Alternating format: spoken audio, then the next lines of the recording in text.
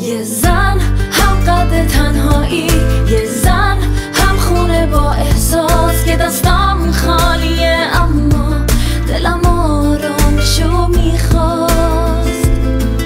یه زن هم قد تنهایی، یه زن هم خونه با احساس که دستم خالیه اما دلم آرامشو میخواست.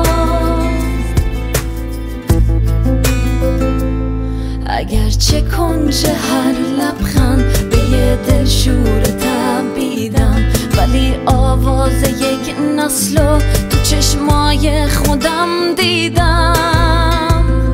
اگرچه در دو دل